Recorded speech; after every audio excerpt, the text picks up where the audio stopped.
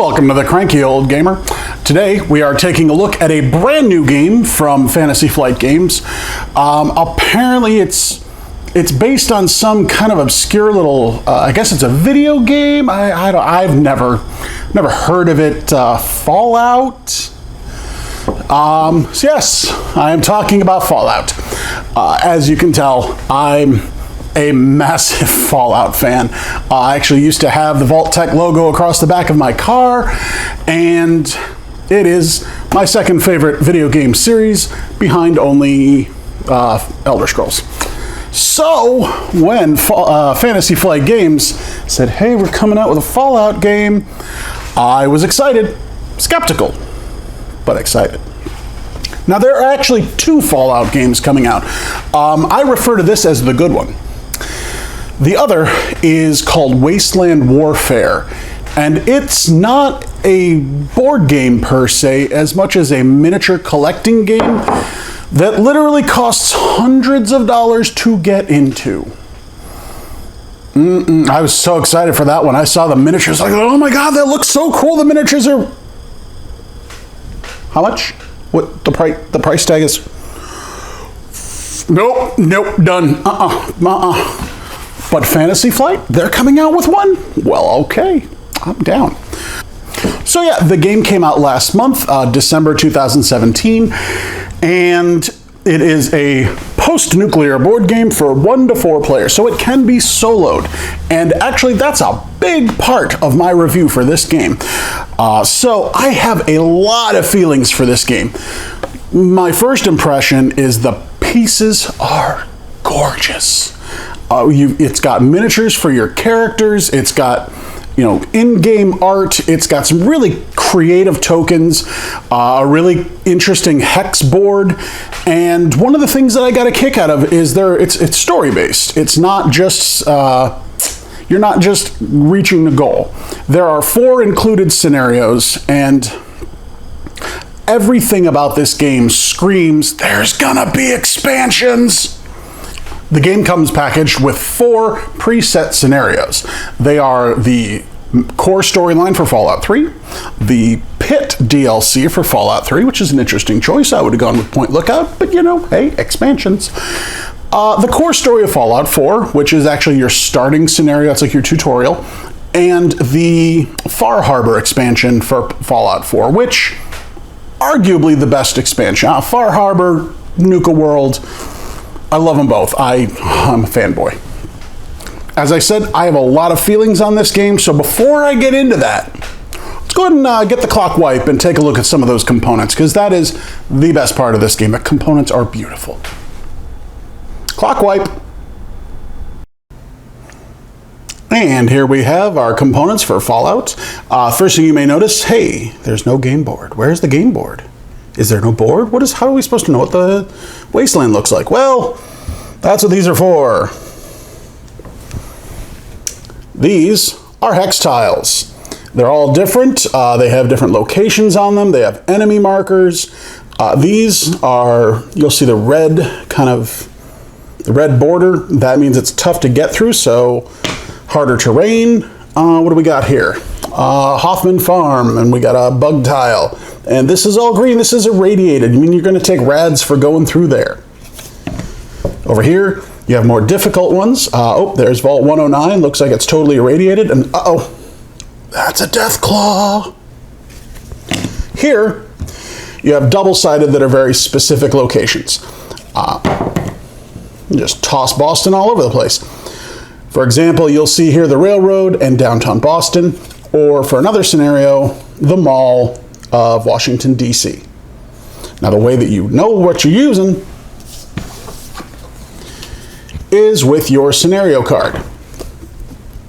Each one, let me kind of focus that, has a specific layout of how you need to put it. The green and the red are shuffled. Everything else is used very specifically. It'll also tell you how to stage and where to put your tokens. And then on the back, it's going to tell you who your factions are and the faction power. Now, one of the best things about this game are your miniatures. There are 5 different characters to choose from. You have a ghoul. You have a vault dweller. These are gorgeous miniatures. I love them. I can't wait to paint them. You have a Wasteland Wanderer. You, of course, have a Super Mutant.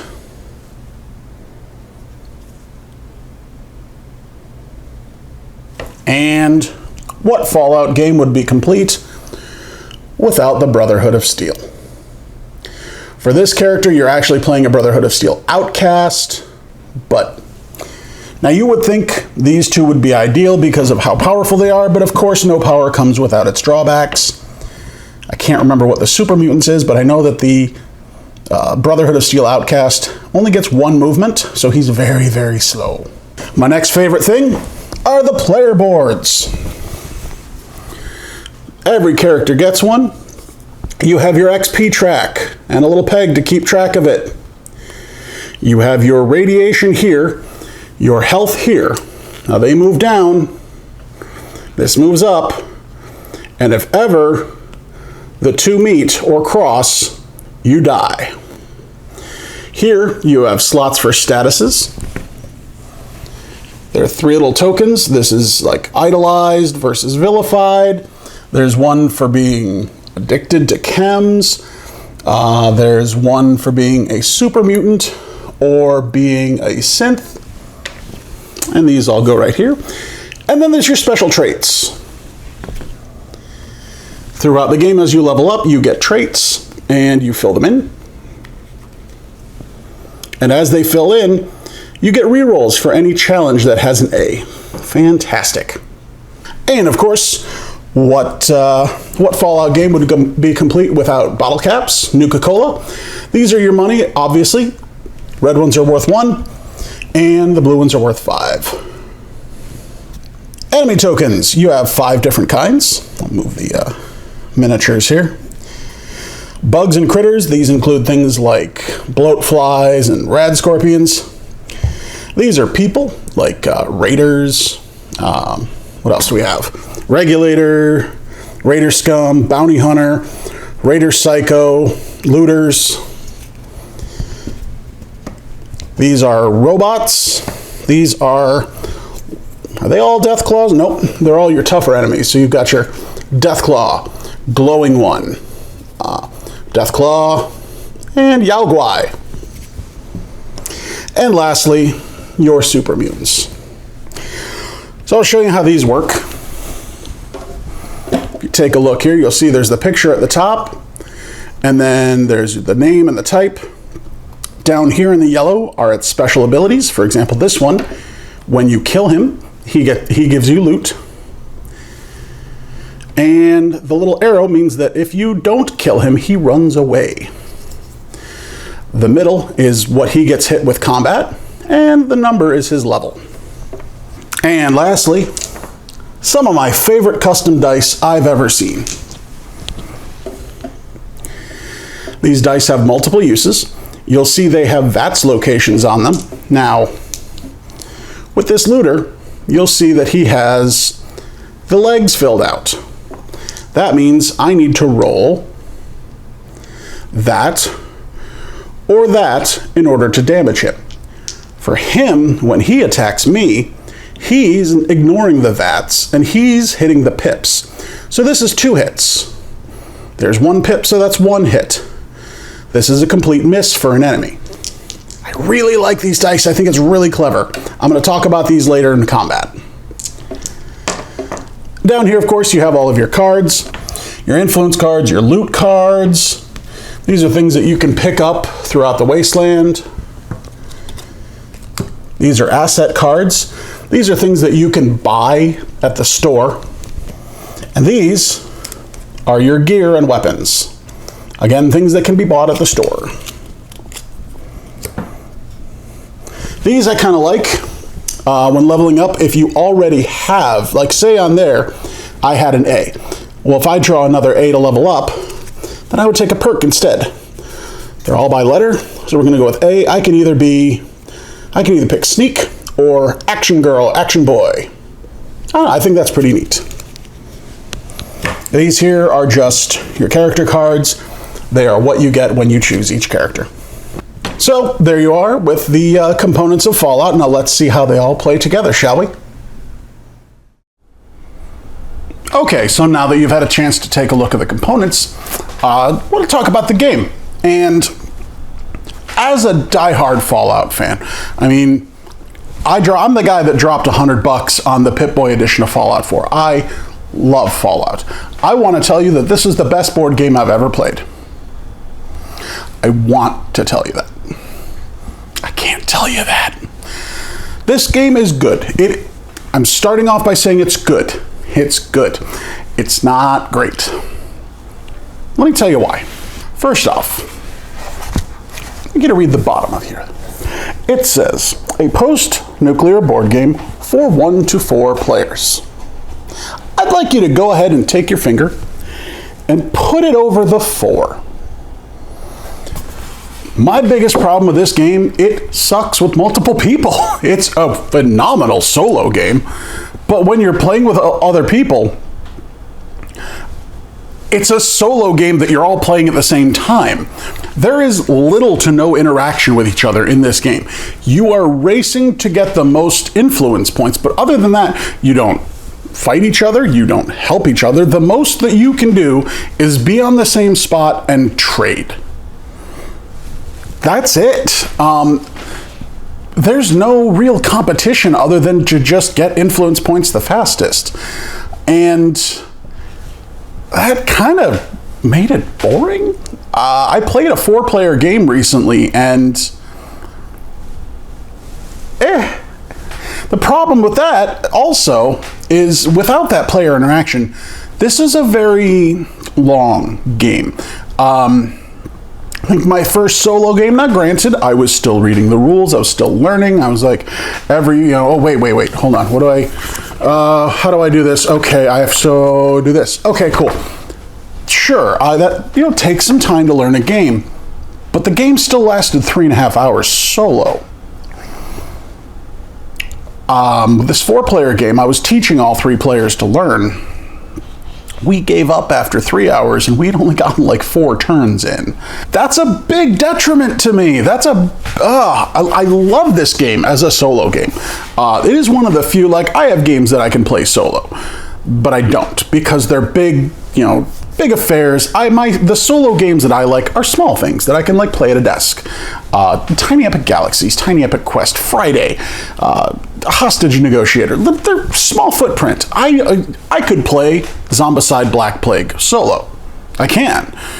But I'm not going to take up my whole table. Kingdom Death Monster, probably my favorite game in existence right now.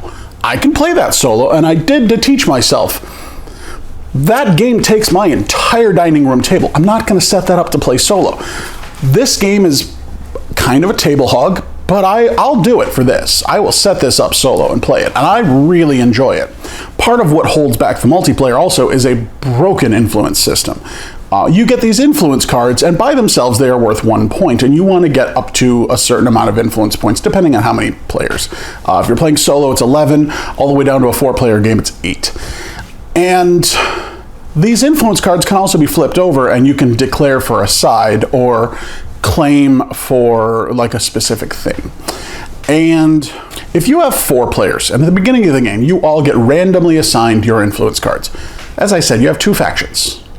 Well, if 3 of you get faction 1, and 1 of you gets faction 2, this person cannot win. It is not possible.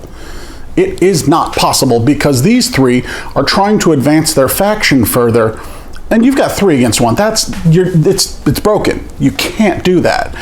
That's not fun. Now that is entirely the multiplayer. Beyond that, the game is a very, very cool game. It's really clever the way they've done a lot of things. The storyline system, brilliant. You have a deck of 176 cards, and it becomes a choose your own adventure. The cards are quests, and each has at least 2, sometimes 3 options of how you complete this quest. You can, choose option A, and that'll tell you if you're victorious, or if you fail, go through the deck and get cards, 56, 24 and 112 and put them into play. These are your new quest branches. That's brilliant. That is really cleverly done. And it makes it so you're never going to play the same game twice. I mean, unless you decide to follow the same path each time. So I really liked that. I also like how they handle exploration. You know, yeah, you've got the same green tiles and red tiles. They're going to be laid out differently depending on your scenario, but you never know what's going to be where. And that's going to kind of change things strategically for you because there are different encounter cards, and that's cool. I like how they handled loot, kind of. Don't really like how they handled companions, though. Companions are an equipable item. Okay, that makes sense. That's how I would do it. But you basically get a one use and then you exhaust them, which is like, it's like tapping in Magic the Gathering. You turn it sideways and you can't use it until you unexhaust. The problem is, if you don't meet a very specific condition, when you exhaust them, you lose them. For example, like Kate, she's kind of a bad character. You have to be vilified, which is a status means everybody hates you. It's the only way Kate stays with you.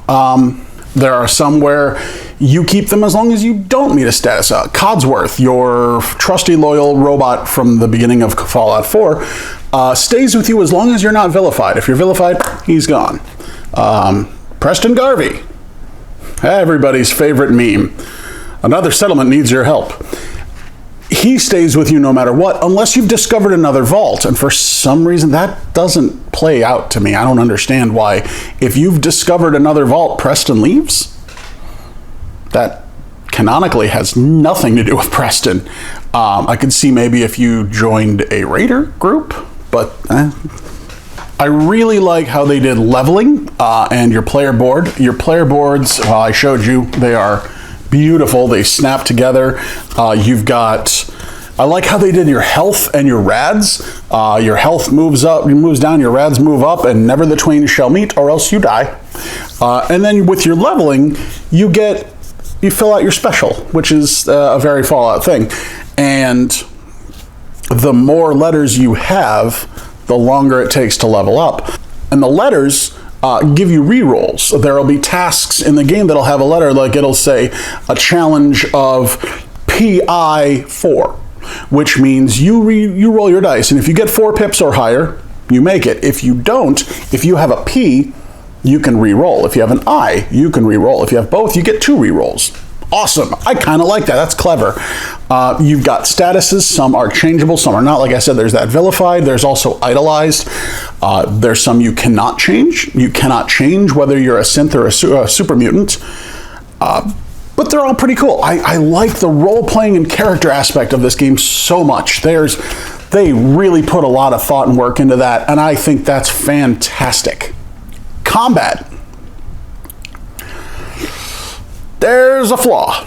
I don't care for the combat in this game. I like some of it. Some of it's kind of cool. Like, the dice really, the dice made me go, oh, that's cool. Oh, I like that. I showed you the dice in the beginning, and I showed you how there's the body and then the pips. So basically, your enemy is rolling for pips, and whatever level the enemy is, say it's a level 2 enemy, however many pips it rolls are how many successes, and it does 2 damage for every pip. So like if it's a level 2 and you rolled 4 pips, it just did 8 damage to you. But that's where armor comes in. Armor takes away 1 pip. So if you have a level 3 armor and it rolls a 4, it only got 1. So 2 damage. No, not too bad. You, on the other hand, you're rolling body parts. Every little enemy token has a body part like symbol on it, just like in VATS. Maybe it's head, maybe it's arms, maybe it's legs, maybe it's head and torso, whatever. It varies from enemy to enemy, but that's what you're trying to roll. Each die has both pips and body parts from VATS. I like that. I was like, all right, how do I do? Oh, that's cool. Oh, I like that. Dual function dice. That's so cool. But, I don't like that combat is a one-shot deal. You roll for the enemy, you roll for you. If you don't kill it, next turn. Okay. I don't like the fact that the enemy...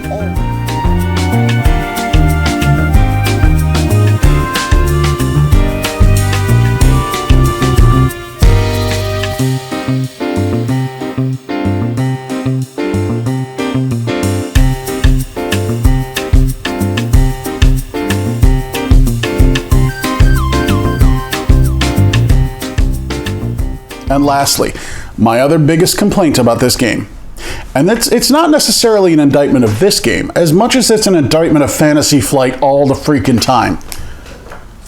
These are terrible rule books. I hate that they do this. There is a rule book and a rules reference guide. Put them in one and write a good rule book. The rule book is terrible.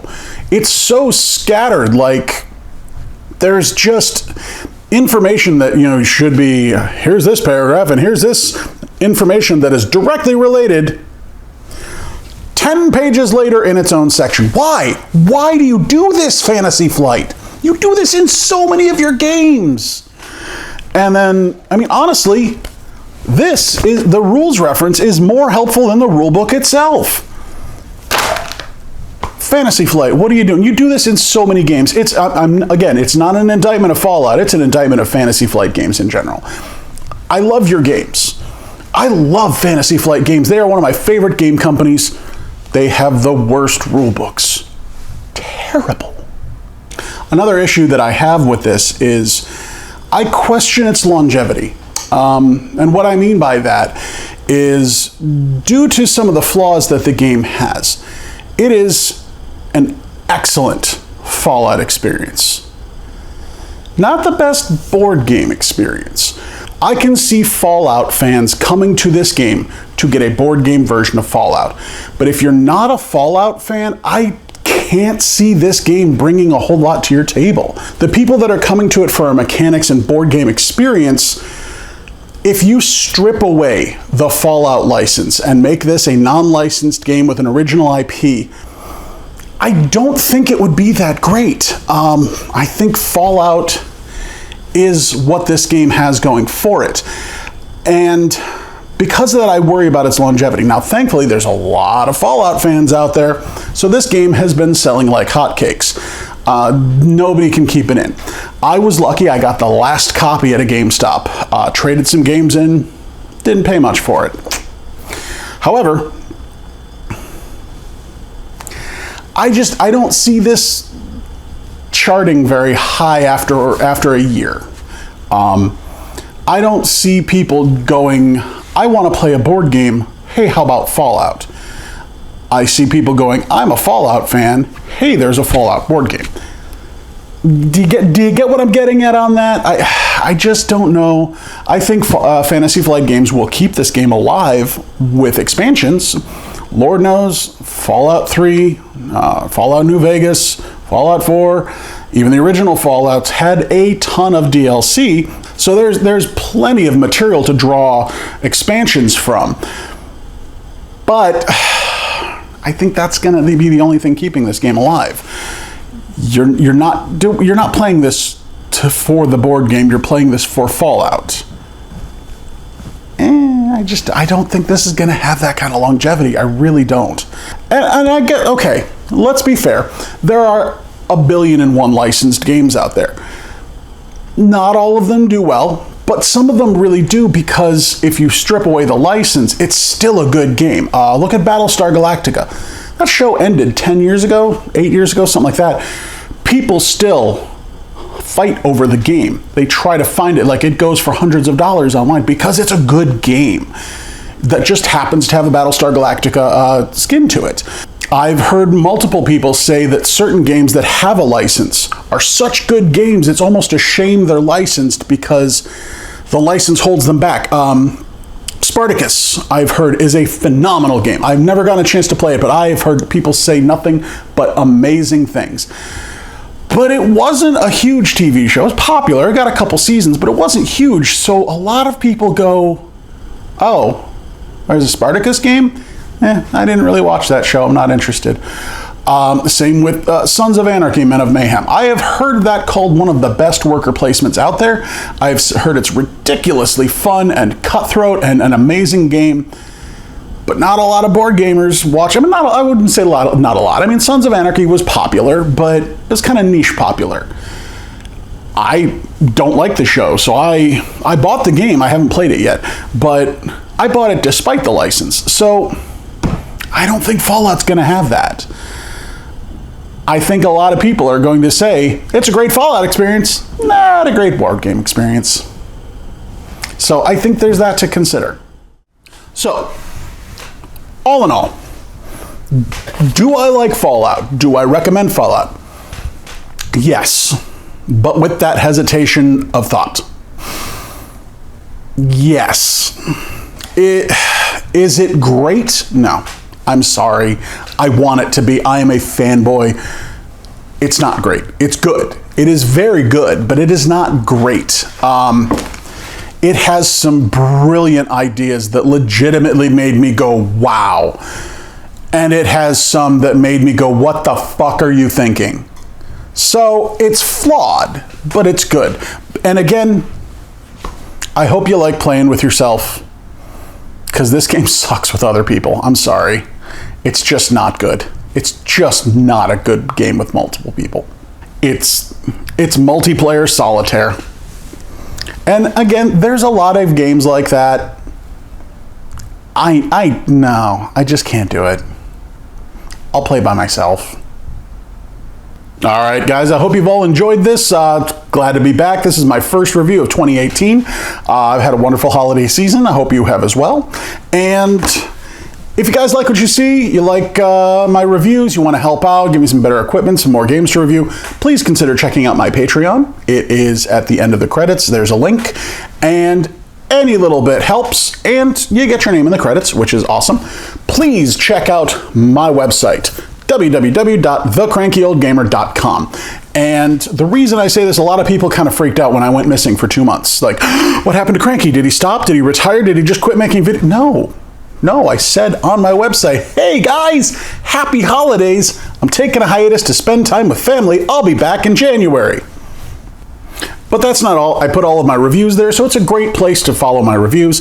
I'm going to start, we started our Kingdom Death Monster campaign, and I'm going to start writing that out and putting that up as often as I can. Having so much fun. And anything else that I find relevant, I do like to share on there. Leave comments, say hello, let me know that you're watching. And lastly, don't forget to check out my Instagram, The Cranky Old Gamer. I post lots of board game pictures whenever I have a game night or I buy a new game, plus pictures of my cat and food that I make, just like everybody else on the internet. We like to have a good time. All right, guys, thank you all for watching. Once again, this has been Fallout. We'll see you later. Happy New Year.